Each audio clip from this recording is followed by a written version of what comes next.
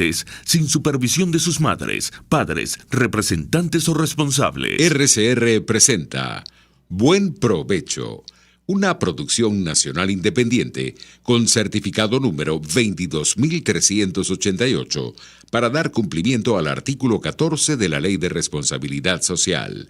Como todos los lunes a esta hora, nuestro encuentro semanal con la diáspora y con las organizaciones que se articulan con la diáspora. Este programa llega a ustedes a través de rcr750.com, la emisora de radio que se ve, la emisora pionera de la radiodifusión venezolana, en el programa pionero de la diáspora venezolana, La Voz de la Diáspora en Buen Provecho.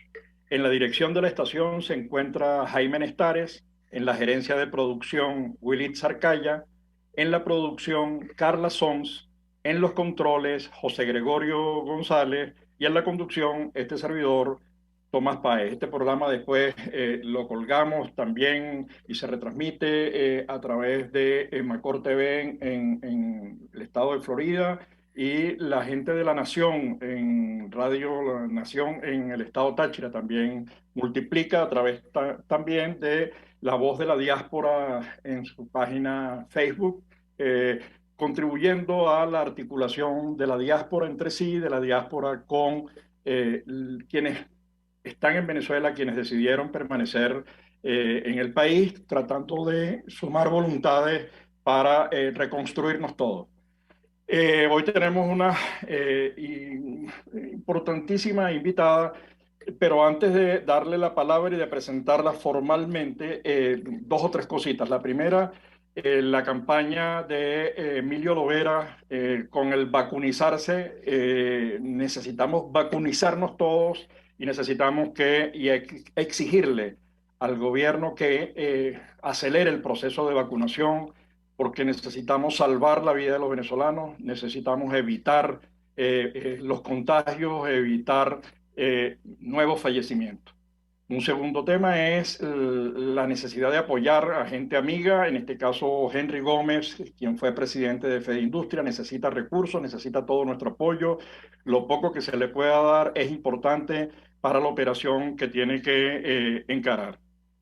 La tercera es una cosa maravillosa, que es que tenemos un libro, se los muestro, que llegó a nuestras manos. Yo no sé si se logra ver, es de la editorial Cálatos. Es La transición a la democracia, es su título, y lo escribe Alejandro Arratia, y analiza en el libro varios casos de transición en España, Checoslovaquia, Chile y Venezuela. Creo que es un libro que llama a la reflexión, que convoca a la investigación, que convoca a la discusión política, al análisis de una manera muy seria. Un estudio que se hizo durante muchos años, me consta, que le llevó años hacer el estudio, el debate, la discusión, la búsqueda de información, hasta el proceso de edición. Alejandro Arratia es sociólogo de la Universidad Central de Venezuela, profesor en la misma universidad, con máster en comunicación en la Universidad Complutense. Fue además director de la Oficina Central de Personal, y para quienes no tienen idea, es una especie de ministro del sector público, ¿no? Le correspondió hacer el primer no sé cómo llamarlo, fue el primer levantamiento, el primer censo, digamos, el sector público, y no me salía la palabra porque en realidad hubo obstáculos en el Seguro Social, en el Ministerio de Educación, para contar con toda la información, pero en todo caso es de las informaciones más sólidas en relación al número de trabajadores en el sector público. Luis Ugalde hace la presentación del libro, hace una excelente síntesis de los rasgos virtuosos que tiene el libro. Se trata de no entender que se pueden calcar los modelos, es un llamado a evitar el calco. Es decir, cada experiencia es una experiencia, llama al análisis, llama a la reflexión, pero no se puede copiar modelos. Tiene que ver con realidades muy particulares, con ajustes muy particulares, con lapsos muy particulares. Los invito a todos a adquirir el libro vía Amazon. porque de verdad es una convocatoria al análisis, a la discusión en este momento en el que Venezuela está necesitada de un proceso de transición para recuperar la libertad y la democracia. Tenemos con nosotros a una sociólogo y economista al mismo tiempo, pero además es máster en estudios políticos, en gestión de políticas públicas. Entonces, es un compendio social realmente, ¿no? Digamos, es muy sólida las tres aristas, política, social y económica, lo condensa ella. Además, es miembro de la directiva de la Unión de Venezolanos en Perú y ejerce allí funciones en el ámbito del emprendimiento, el ámbito de la creación, no solamente en el ámbito de la asistencia social, sino en el ámbito de la creación de riqueza y empleo. Ella se llama Ana Isabel Valarino, a quien le agradecemos mucho su tiempo para compartir con nosotros el análisis de una situación nada fácil. Yo le escribía en estos días a una periodista amiga en Alemania que había estado en Perú haciendo seguimiento a toda la situación y me decía, esto es una situación muy difícil, me decía, ¿no? Hoy precisamente surgió ya un debate en relación a la constituyente entre Bellido y el propio presidente Castillo. Ha habido problemas en la confección del equipo, se señala que ha habido unos lastres con el pasado, pero en todo caso a nosotros nos interesa mucho porque Perú condensa, de acuerdo a ciertos datos, 1 millón de venezolanos, de acuerdo a otros llega a ser 1.400.000 venezolanos. Decíamos, las cifras están allí en el tapete. El 50% de las solicitudes de asilo hechas por los venezolanos, que es el 15% de las solicitudes de asilo, son 900.000 en total y son como 500.000 en el caso de Perú.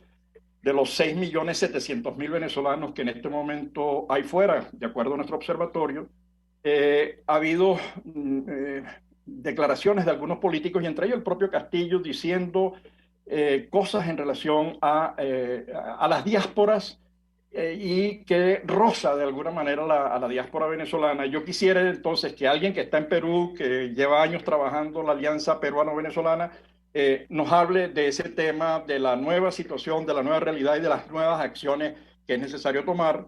Y bueno, ya iremos preguntando allí en varias cosas que tenemos allí en el tintero para conocer de alguien que es conocedora de primera mano de esa realidad. Gracias, Ana Isabel. El micrófono es tuyo. Bueno, muchas gracias, Tomás. Gracias por la invitación, por el espacio, por la oportunidad de conversar con la diáspora que tú agrupas de alguna forma, bueno, a través de tus estudios, de tus conocimientos, de tus libros y de este programa y de las inquietudes que como diáspora tenemos en cada uno de los países de acogida donde estamos, ¿no? Ciertamente. La situación acá en el Perú es, para emular a Gaviria, supremamente complicada. O sea, es complicada desde el ámbito que se mire, porque realmente quienes llegan a la segunda vuelta presidencial en el Perú no son necesariamente las mejores personas o las mejores candidatos para dirigir una nación tan compleja como es el Perú, y es producto un poco de la desidia, y aquí me atrevo a juzgar a parte de la población peruana que no votó en primera vuelta y cuando vio las dos posibilidades, pues votó en una segunda vuelta, pero ya de alguna manera el daño estaba hecho, ¿no? Preocupa mucho la situación de las personas venezolanas acá en el Perú en este momento. De hecho, el estado de emergencia declarado por el Estado peruano sigue hasta finales de septiembre, pero el gobierno ha derogado un decreto donde se suspendían las multas por exceso de estadía hasta que finalizara el estado de emergencia. Entonces esas multas van a empezar a hacerse efectivas a partir del 16 de agosto. Apenas nos queda poco más de una semana para que eso ocurra. Las instalaciones de Unión Venezolana en el Perú están en este momento totalmente colapsadas porque, bueno, es bien sabido que el nivel socioeconómico de la migración venezolana acá en el Perú no permite tener acceso a un equipo de computación de escritorio, a un teléfono inteligente que permita hacer, digamos, toda la tramitación que se requiere para regularizar la estancia en este país. Y bueno, la gente está muy preocupada porque de hecho la multa aumentó de 4 soles por día a 44 soles por día. Entonces es un aumento realmente desproporcionado. Bueno, no es para mí decir que sea desproporcionado o no, es un gran aumento que pesa mucho en el bolsillo de muchas personas venezolanas que tienen una economía prácticamente de subsistencia y que en este momento se encuentran imposibilitadas de dar, digamos, de pagar esa deuda digamos, a una tasa 10 veces mayor de la que tienen ahorita. Entonces, preocupa ciertamente estas acciones que se han tomado por parte del nuevo gobierno. También ha tenido mucha difusión, declaraciones que ha hecho el presidente Castillo en varias oportunidades ya, que aquellos delincuentes de nacionalidad extranjera que sean, digamos, capturados y que sean declarados como delincuentes tendrán 72 horas para salir del Perú. Eso realmente preocupa porque, bueno, ya empezaron lo que en Venezuela llamaríamos las redadas, ¿verdad? Acá se llaman intervenciones en autobuses, en paradas de transporte público, pidiendo documentación a las personas venezolanas, extranjeras en general, pero sabemos que el 90% o más de esos extranjeros son venezolanos. Y bueno, y ya esto es una preocupación latente, ¿no? Que nos llama un poco a la reflexión y nos llama bueno, a articular acciones para proteger a nuestros connacionales acá, que si bien es cierto que hay mucho ruido con relación a quienes delinquen o no, la gran mayoría está aquí para trabajar, para tener una mejor calidad de vida. Entonces, sí, es una situación bien complicada. Hoy día estaba revisando un poco las noticias antes de nuestra conversación y todavía siguen, a pesar de esfuerzos por parte de Pedro Faque, que es el ministro de Economía, que tiene una visión, digamos, de izquierda, más no, lo ha repetido innumerables oportunidades, que no es una visión comunista, no es una visión chavista, es una visión de crecimiento, que sin crecimiento no hay sostenibilidad en las políticas públicas y en el apoyo, digamos, que se pudiese dar a la población a través de bonos, etcétera, pero esto no ha sido posible, no, inclusive sus declaraciones, bueno, porque sabemos el tira y encoge que hubo en la toma de posesión, Incluso, incluso en el que él caso de él, tardó un día en aceptar el cargo después de haberse reunido con Bellido y precisar exactamente, digamos, que le costó como aceptar el cargo siendo, digamos, una persona integrante de los partidos que forman la coalición que apoyan a Castillo. Pero ahí hay varias preguntas sí, claro. que surgen y pareciera que la diáspora, por los contactos que yo tengo a diario con la diáspora en Perú, se está planteando nuevos esquemas. Por ejemplo, gente migrando hacia Chile a través incluso de zonas desérticas peligrosísimas. Luego están funcionando activamente los coyotes, no por casualidad está funcionando los viajes a México y en México hacia la frontera y de ahí a Estados Unidos. Hay un nuevo flujo que crece en número y de manera vertiginosa.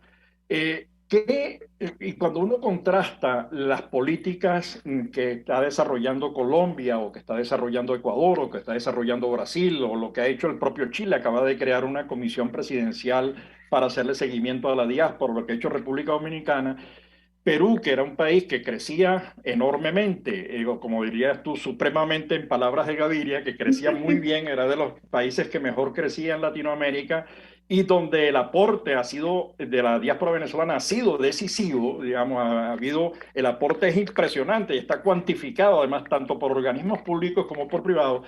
¿Cuáles son las estrategias que tiene pensado las organizaciones venezolanas, en este caso la que tú representas, para hacer frente a estos riesgos? Porque las palabras causan daño, digamos, cuando la gente dice expulsaremos a los delincuentes, tú dices, bueno, yo creo que los delincuentes hay que meterlos, sancionarlos de acuerdo al grado de delincuencia, de acuerdo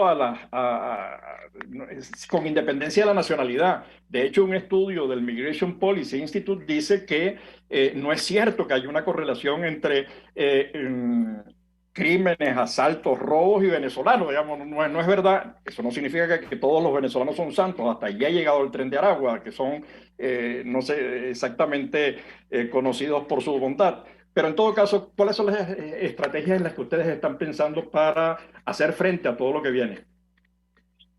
Bueno, Tomás, en particular desde el área que yo dirijo, que es el área de emprendimiento y el área de fortalecimiento de negocios venezolanos acá en el Perú, seguir haciendo lo que estamos haciendo. O sea, nuestros programas de emprendimiento están abiertos tanto a venezolanos como a personas peruanas, sin discriminación. Obviamente que por temas de donantes y por temas de proyectos hay una meta que tenemos que cumplir con relación al número de personas venezolanas que atendemos, pero felizmente esa meta está bastante lograda. O sea, para el primer año realmente estamos superando esa meta, entonces podemos abrir mucho más la posibilidad de que personas peruanas se incorporen a nuestros programas, y eso tiene la ventaja de propiciar la integración. Entonces, desde mi área, esa es una de las acciones que hemos seguido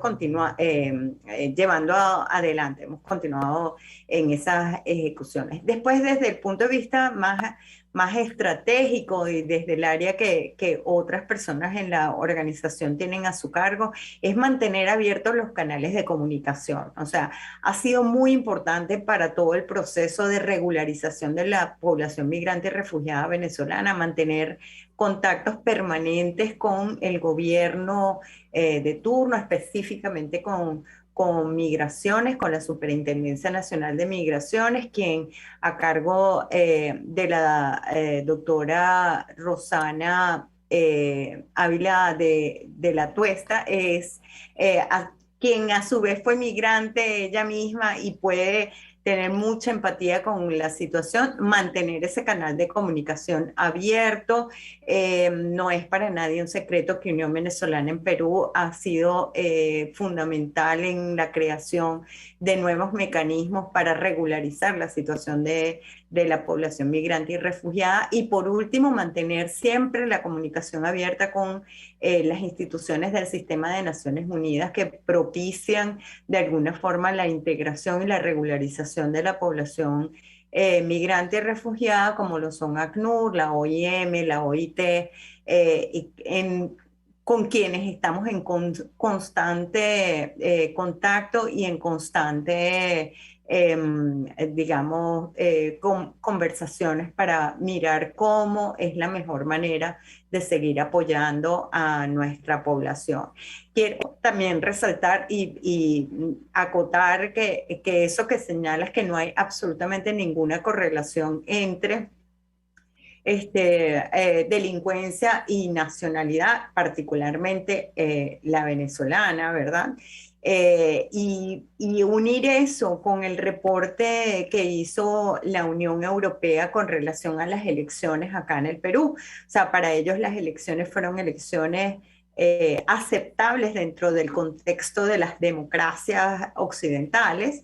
Sin embargo, la gran crítica del informe fue hacia los medios de comunicación y cómo los medios de comunicación formaron realmente un cuarto poder dentro del contexto político y de las elecciones, primera vuelta. Incluso se habla que hubo hasta una tercera vuelta, porque claro, cuando se hicieron todas las impugnaciones por parte del Fujimorismo a las actas, se sabía de antemano que no había manera de que el Fujimorismo, que la señora Keiko Fujimori ganase las elecciones. De hecho, en lo que terminó esa gran pérdida de tiempo, de dinero, de esfuerzos, de inestabilidad, fue en 205 votos más para Pedro Castillo. O sea, fue realmente una cosa totalmente paradójica. Y sin embargo, también hay, digamos, críticas que debemos hacer al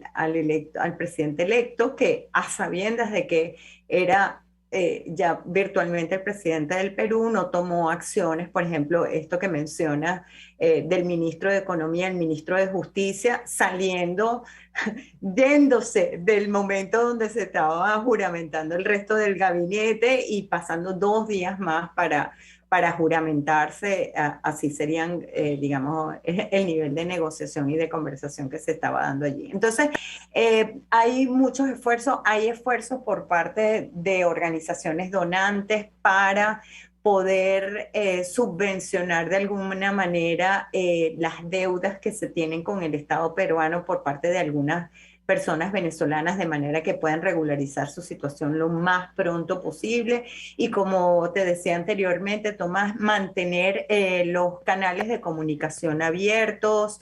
Hemos recibido en Unión Venezolana en Perú, hemos recibido varias veces visitas de funcionarios de migraciones para chequear un poco cómo va nuestro proceso de apoyo a esa población migrante y refugiada, cómo se está comportando, cuáles son las dudas más recurrentes, más frecuentes y cómo se puede apoyar. O sea que todavía hay ese espacio de comunicación, de integración y de voluntad de lado y lado de poder resolver esto, porque como bien dices, mientras más regulares estemos en el Perú, las personas extranjeras, pues más aportamos al aspecto social y sobre todo al aspecto económico que se ha visto tan golpeado durante la pandemia. Ana Isabel, a mí me surgen muchas preguntas con las conversaciones que he sostenido con los venezolanos y con los nuevos movimientos migratorios. Es decir, la gente se está moviendo, algunos hacia Ecuador, otros hacia Estados Unidos. Hay una especie de déjà vu, digamos, esto ya yo lo conozco, esto ya yo lo viví. Hoy precisamente se acaba de producir una discusión y un altercado de opiniones entre el presidente Castillo y su jefe de gabinete, entiendo, Bellido, en relación al tema constitucional, digamos, ¿por dónde arranca? Bueno, hay una discusión que muestra los matices, las diferencias y las dificultades de mantener un gobierno que además nace con un país dividido, porque el país, es decir, ganó Castillo, pero ganó con un porcentaje muy pequeño, es decir, que del otro lado hay una acera muy grande que le está diciendo no me gusta y está muy pendiente. Luego ahí ya se comienza a ver el ataque a los medios. Tú señalabas que los medios se convirtieron como en el cuarto poder, pero uno casi que siempre prefiere a los medios diciendo cualquier cosa porque al final es preferible respetar la libertad de expresión y ya comienza a haber señales, digamos, de críticas que luego se pueden traducir en otras cosas, porque las palabras pueden generar guerras, las palabras pueden generar mucho daño.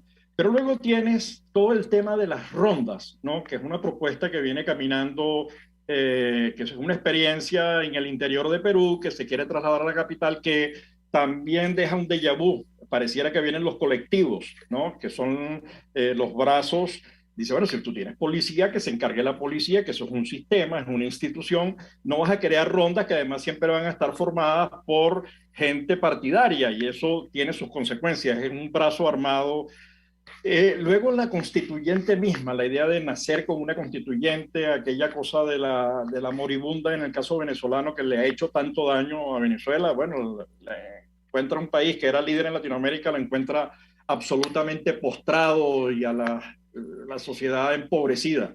Yo no pretendo que me respondas todas esas interrogantes en 2 minutos, pero te voy a dejar arrancar, luego te voy a tener que cortar para ir a publicidad, para que después continúes en el segundo segmento. Así que escoge aquella que sea más fácil de responder en poco tiempo para dejar las otras respuestas para el segundo segmento.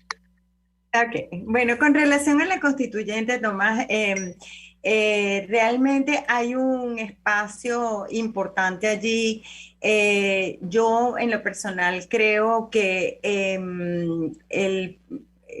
el presidente Castillo y el grupo que lo acompaña no tiene la fuerza en el Congreso Nacional para impulsar una constituyente. O sea, claro, aquí tenemos un imponderable que es el tema de que Cerrón está por detrás de todo esto, y entonces es lo que la mayoría de los analistas políticos acá en el Perú, y es mi creencia personal también, la mente quien está dirigiendo todas las acciones políticas es Cerrón.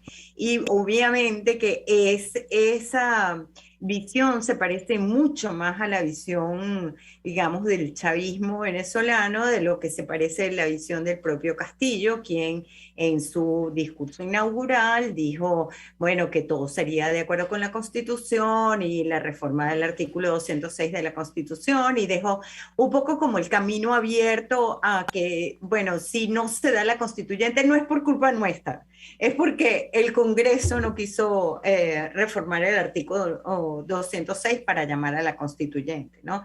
Sin embargo, la discusión del día de hoy plantea ya unos escenarios, digamos, con mucha mayor radicalización. Está todo el tema de la amenaza de la vacancia, que es básicamente sacar al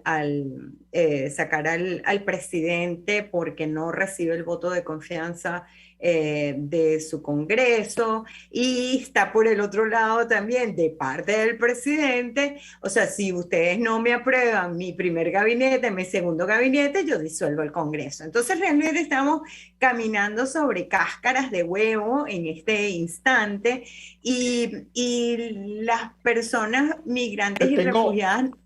Te tengo que cortar, como te dije, y seguimos con la respuesta en el siguiente segmento, por favor. Perdóname. Seguro. No te preocupes.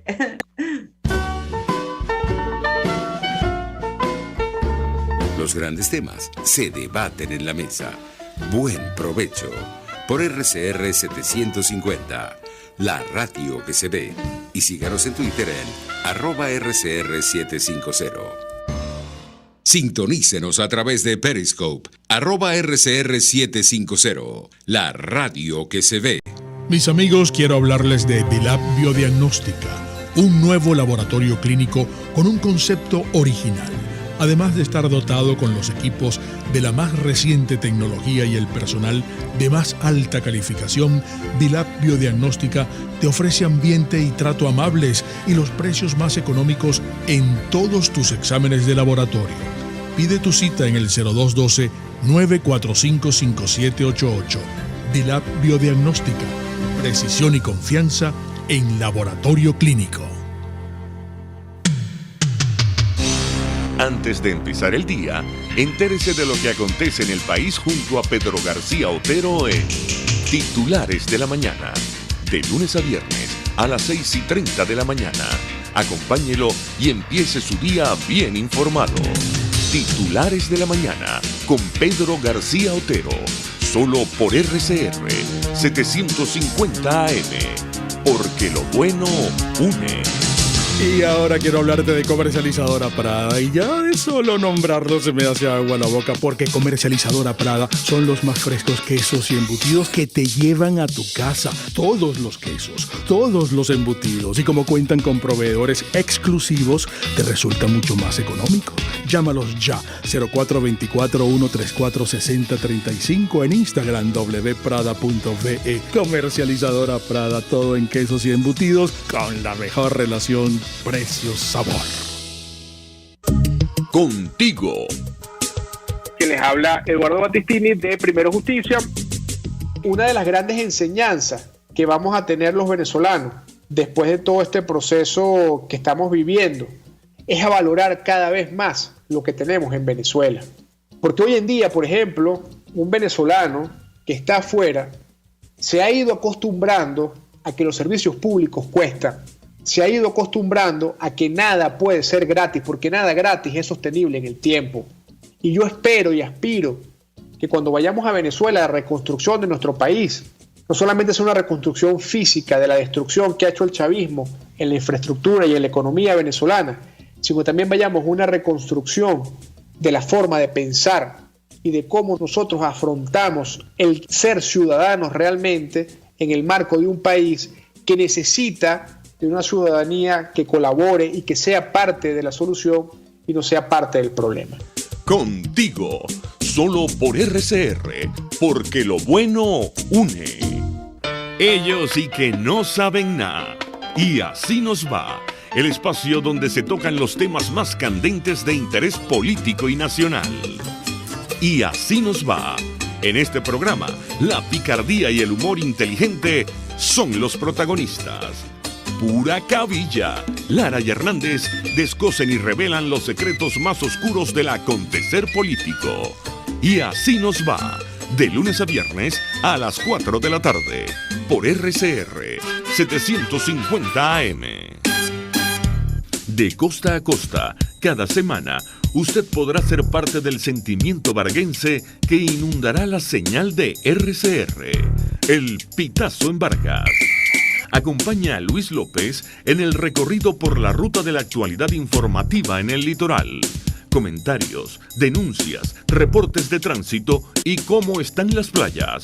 Información de primera mano de todo lo que ocurre en el estado Vargas. El Pitazo en Vargas, todos los domingos, a partir de las 8 de la mañana, por RCR 750 AM. Una palabra bien dicha y en el momento oportuno puede hacer la diferencia. Palabras sueltas pueden no significar nada, pero juntas pueden mover el mundo. Palabras más o menos me estás dejando.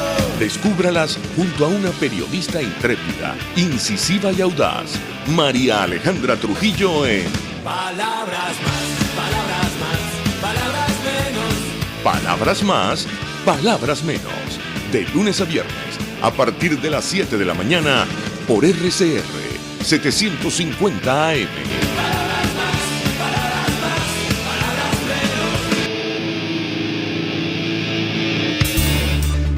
menos. Voz de América. Información precisa, completa, veraz, objetiva e independiente. Directo a tu pantalla.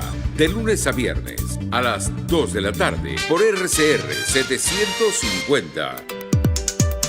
Hola, les saluda Alfredo Yuncosa y los invito a acompañarnos a Con Seguridad Radio, el programa pensado en la seguridad de los ciudadanos y las organizaciones. Con Seguridad Radio, todos los sábados a las 12 del mediodía por RCR, la radio que se ve. De costa a costa, cada semana, usted podrá ser parte del sentimiento varguense que inundará la señal de RCR. El Pitazo en Vargas. Acompaña a Luis López en el recorrido por la ruta de la actualidad informativa en el litoral. Comentarios, denuncias, reportes de tránsito y cómo están las playas. Información de primera mano de todo lo que ocurre en el estado Vargas. El Pitazo en Vargas, todos los domingos, a partir de las 8 de la mañana, por RCR 750 AM.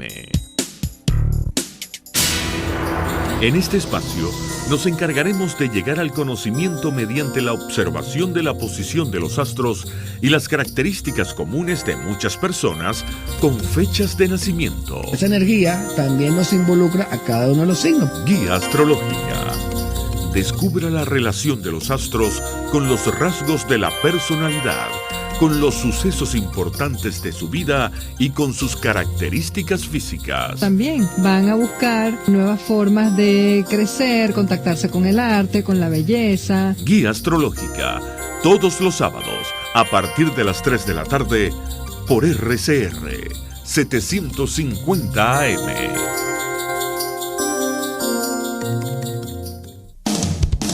RCR 750 AM, porque lo bueno une.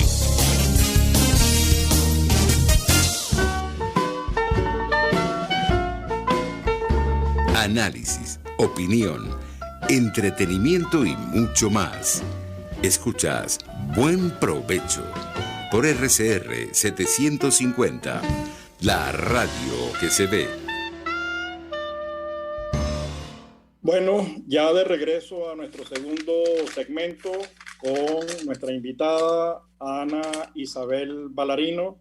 Ana Isabel es sociólogo, economista, pero además máster en políticas públicas. Es miembro de la Unión de Venezolanos en Perú, desarrolla un intenso trabajo con la diáspora venezolana en ese país. Es el segundo país de destino de los venezolanos. De acuerdo a algunos datos es 1 millón, de acuerdo a otros 1.100.000, y algunos estudiosos peruanos hablan ya de 1.400.000 venezolanos en Perú. Hemos tenido un pequeño problema con el link para el programa, pero en todo caso habíamos dejado en el aire algunas preguntas. Yo no sé si ya se conectó Ana Isabel. Sí, acá estoy, Tomás. Ah, Acá ok, estoy. perfecto.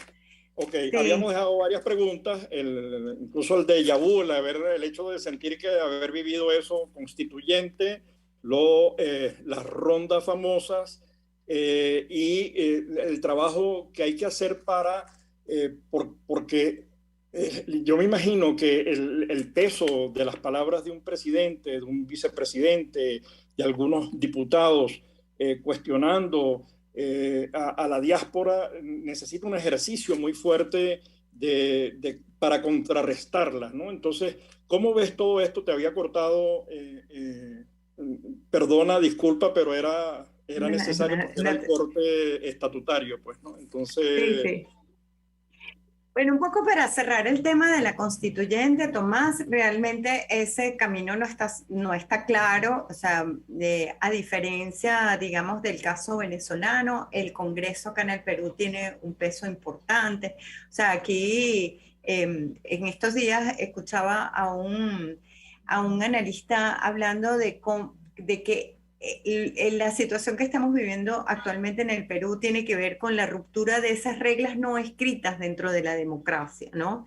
Entonces, bueno, el poder del Ejecutivo es bastante amplio, pero también lo es el poder que tiene el Congreso. Entonces, lo inteligente sería que se sentaran a conversar entre unos y otros. Sin embargo, este tema de la constituyente, como te mencionaba antes, pareciera que el propio Castillo dejó un huequito abierto para que si no se da, bueno, no es responsabilidad de él, no es incumplimiento de la promesa electoral, pero tal.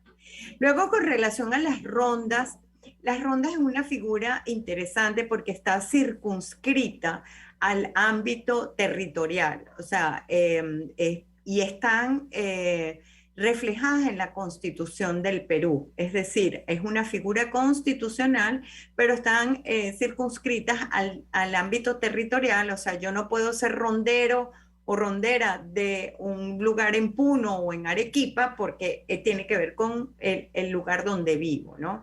Y se ha escuchado poco de las rondas, digamos, en la ciudad, porque las rondas surgen justamente de una necesidad de protección donde el Estado por distintas circunstancias no llega o no alcanza a proteger a la ciudadanía. Entonces, eso también está Bellido.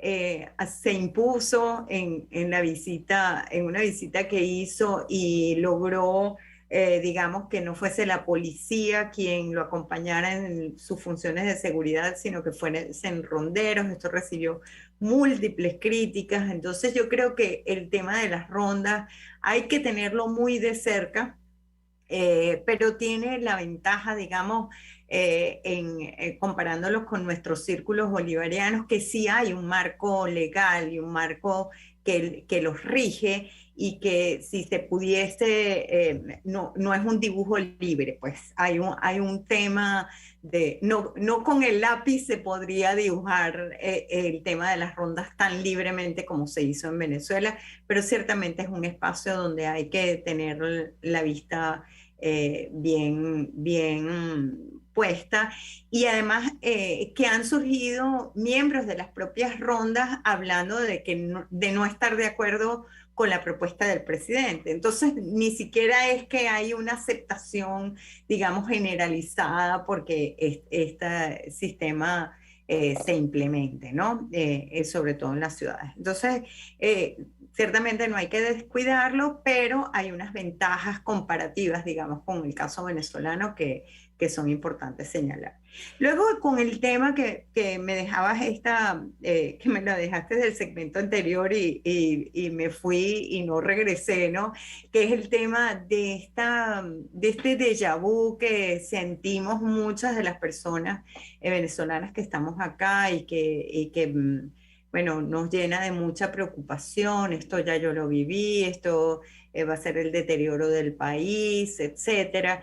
Y bueno, ciertamente yo estoy en varios grupos de personas venezolanas acá y hay gente abiertamente preguntando por coyotes, no solamente para la frontera con Chile, sino para la frontera con mexicana. O sea, que imagínate, personas que les costó llegar al Perú desde Venezuela, imagínate viajar del Perú a México para pasar por frontera con todos los riesgos que sabemos que eso implica. Entonces hemos hecho una labor desde distintas personas, y aquí no involucro Unión Venezolana en Perú, sino a título personal, de un poco de evangelización, o sea, vamos a esperar, la migración exitosa es aquella que se planifica, no aquella que ocurre en desbandada y digamos en huida con miedo, sino bueno, si yo siento que no voy a poder seguir viviendo en este país porque el país se va a deteriorar, etcétera,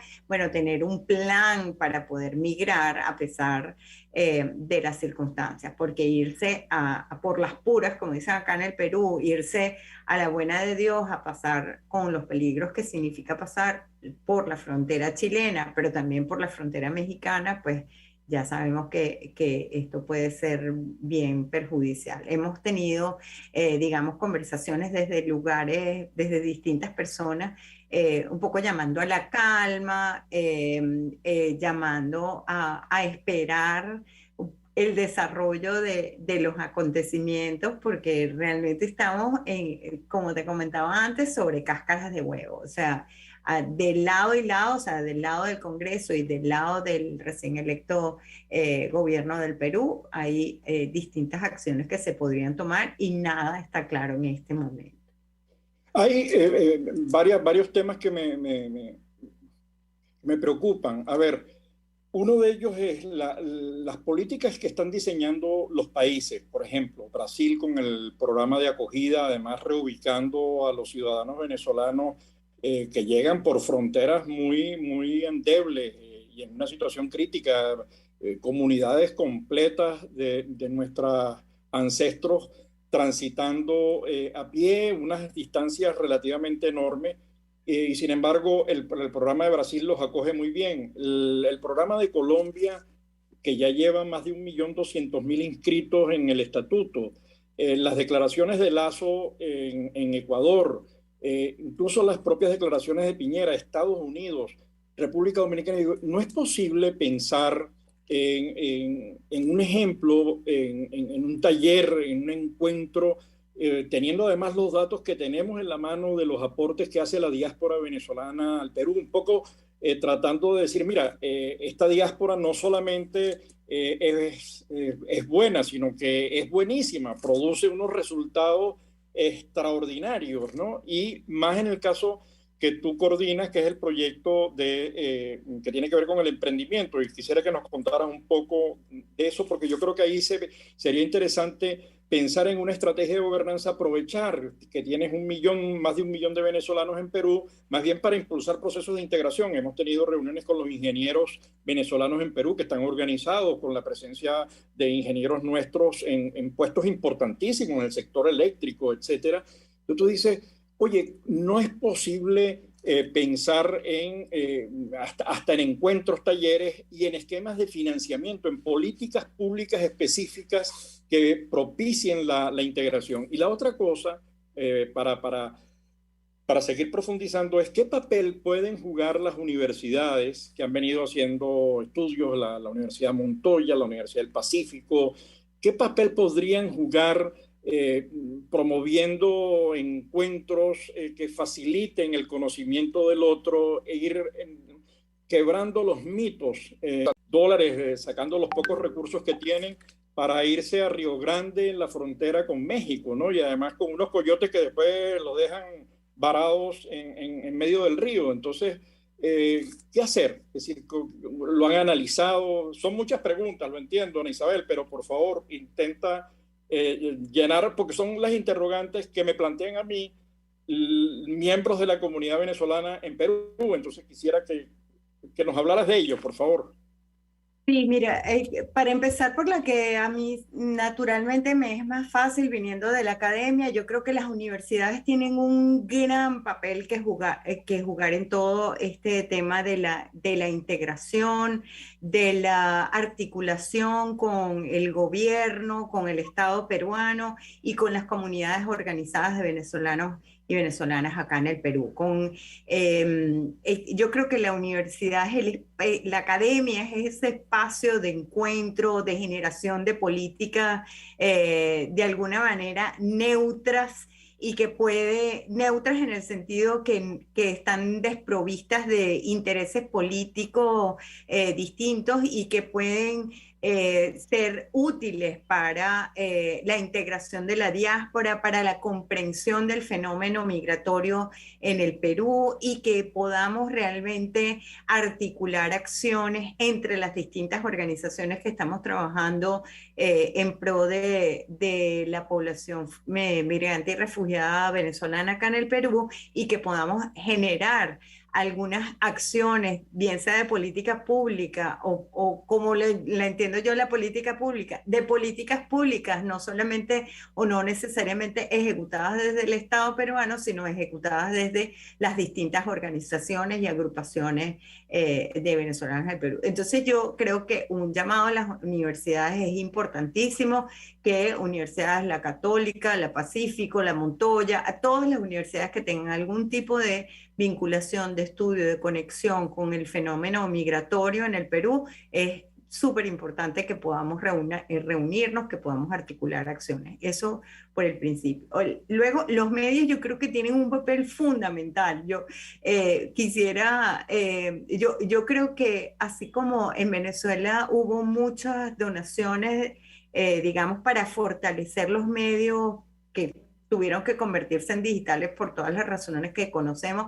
Aquí hace falta mucha formación y mucha sensibilización en los medios. Sé que el diario La República, porque tengo una amiga periodista venezolana ejerciendo como periodista desde hace ya 2 años en La República, ha hecho un esfuerzo por visibilizar esta cara de la persona migrante como una persona productiva que aporta al Perú, que ha desarrollado negocios, que genera empleo y un poco para limpiar esa, digamos, esa mala prensa que hemos tenido que en la anterior conversación que tuvimos tú y yo, está muy mediatizada. O sea, hay unos medios, ojo, y los grandes medios tienen sus papeles que venden, ¿no? Sus periódicos que venden. Entonces, ¿cómo sensibilizar a esto? Y esa es una discusión que se está dando en el Perú, no solamente con relación a la migración,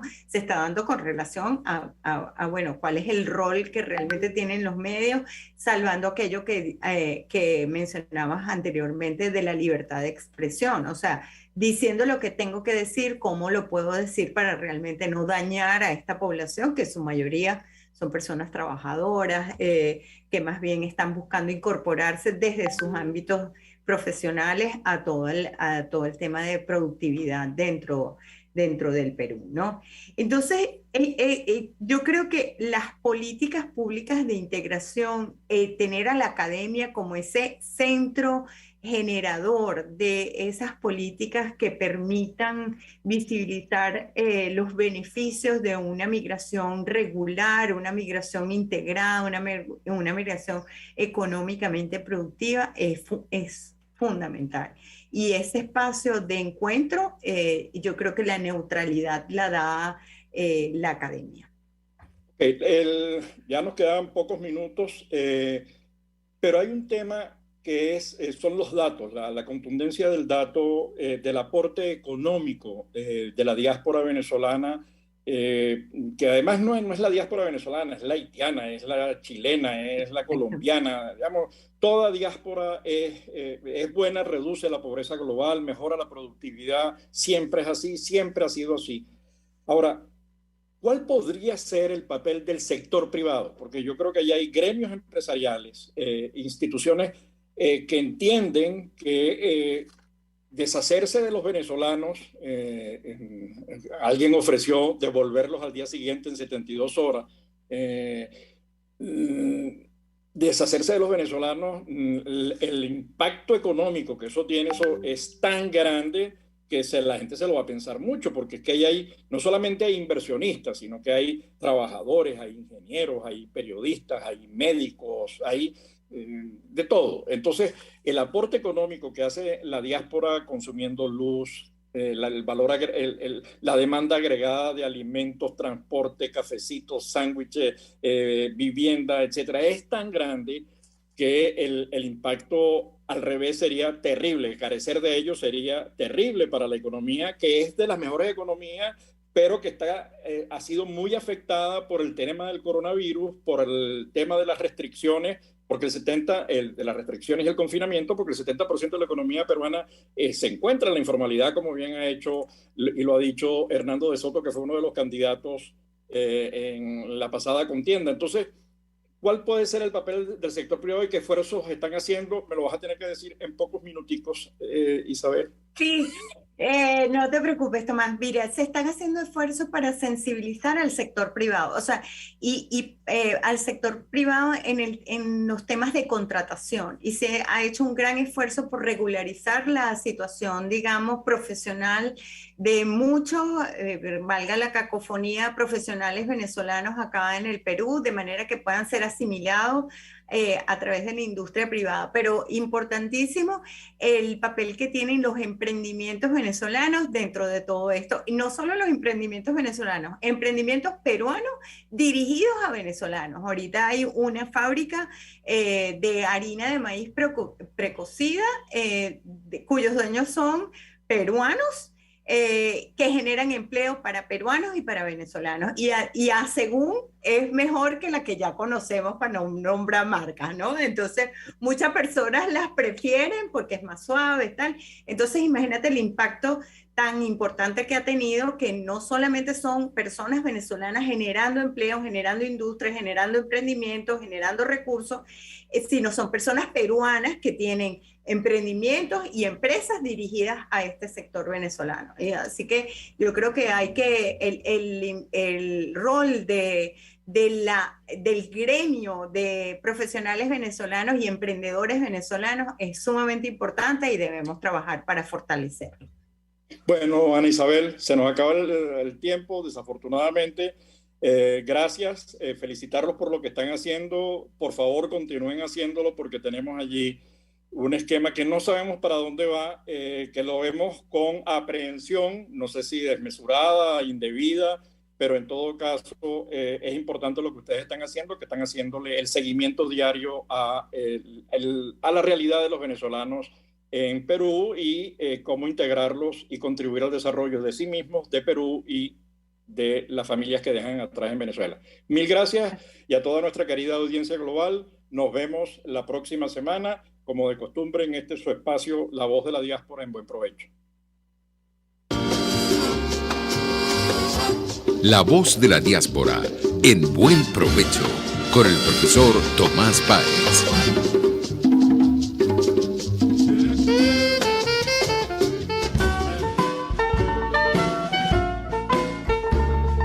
RCR presentó